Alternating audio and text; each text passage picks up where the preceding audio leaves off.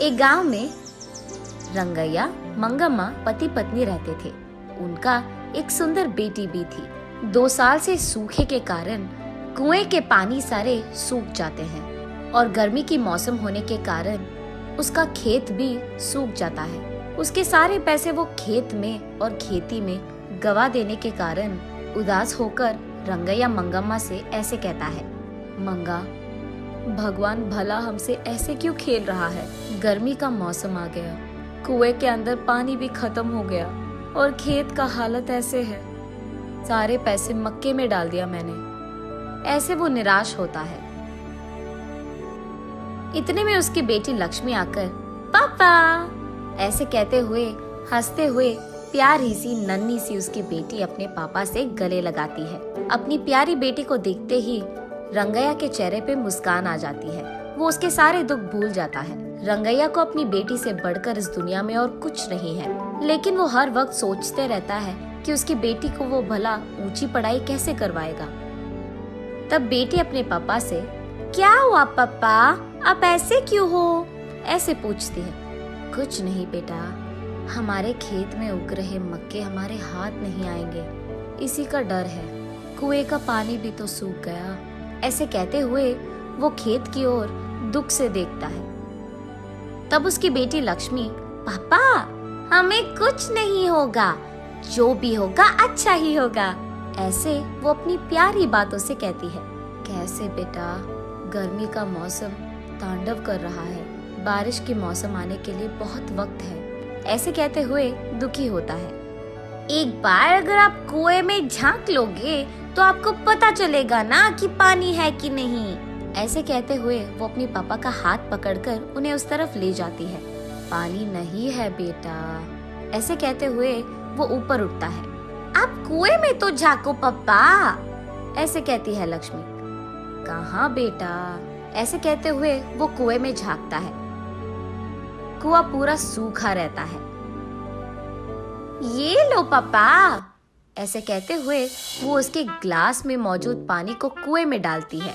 बस अचानक कुएं में पूरा पानी भर जाता है। ये देख रंगैया की खुशी की कोई सीमा नहीं होती है। वो उसकी बेटी को उठाकर, तुम मेरी बेटी नहीं हो, इस घर की महालक्ष्मी हो, ऐसे उसकी तारीफ करता है। ऐसे वो उसके खेत में पानी डालकर अपनी खेत को बचाता है। लेकिन उसी समय गांव के कोई भी कुएं में पानी नहीं रहता है, और क्योंकि ये बात इधर उधर फैल चुकी है, गांव वाले सारे उसी कुएं के पास आकर पानी लेते थे। ये देख उस गांव का घमंडी जमींदार वहां आकर, क्यों रंगैया, क्या हो रहा है यहाँ?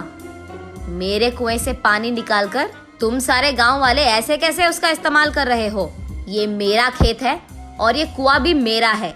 मैंने ये सोचकर दिया कि तुम गरीब हो, काम कर लोगे, लेकिन तुम यहाँ समाज सेवा कर रहे हो। ऐसे ही देखता रह जाऊंगा तो ये खेत भी तुम्हारा कह दोगे तुम। ऐसे गुस्से में उससे बात करता है। तब रंगैया, साहब मैं ऐसे थोड़ी करूंगा, हमारे पूर्वजों से यही हम काम कर रहे हैं। अब अगर आप ऐसे बात करोगे तो हमारा क्या हो जाएगा साहब? ऐसे कहते हुए वो उसके पैरों पे गिर जाता है। लेकिन घमंडी जमींदार कुछ भी करके उस जमीन को और कुएं को हासिल करने के लिए ऐसे कहता है, ये खेत मेरा है, जो करना है कर लो, निकलो। ऐसे कहकर वो रंगैया को नाइंसाफी से बाहर धकेलकर उस खेत के चारों ओर बाढ़ डाल देता है।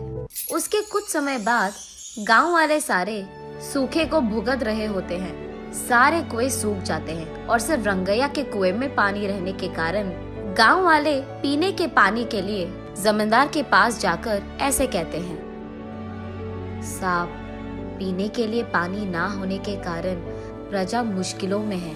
आप एहसान करके आपके कुएं का पानी हमको अगर दे सके तो, ऐसे विनती करते हैं। क्या पानी चाहिए? पानी तुम्हारे पूर्वजों की कुआं है कि तुम ऐसे पानी मांग रहे हो? पानी नहीं दूंगा, निकलो। ऐसे उन लोगों को भी धकेल देता है। एक घूंट पानी दिला दीजिए साहब, हम यहाँ मर रहे हैं, ऐसे कहते हुए प्रजा उनसे विनती करती है। तब जमींदार उनके मुसीबत का फायदा उठाता है। ठीक है, पानी दूंगा, लेकिन ऐसे ही नहीं। मटके का दाम 10 रुपए करके दो, तब दूंगा पानी। मंजूर है तो लो, वरना निकल जाओ।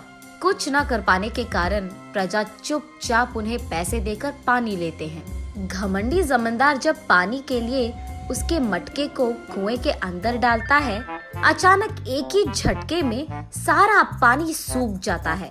तब जाकर जमींदार को अपनी गलती का एहसास होता है। रोते हुए रंगैया के पैर पकड़ता है और माफी मांगता है। कोई नहीं साहब, आपको आपकी गलती का एहसास हो गया है ना। तब जाकर वो रंगैया की बेटी की सहायता से जब मटके को कुएं के अंदर डालता है तो अचानक पानी पूरा भर जाता है कुएं में और सारी प्रजा इस घटना को देख बहुत खुश होती है। रंगैया उस पानी को सारे गांव वालों में बांटते हुए, खेती करते हुए खुशी से जीता है।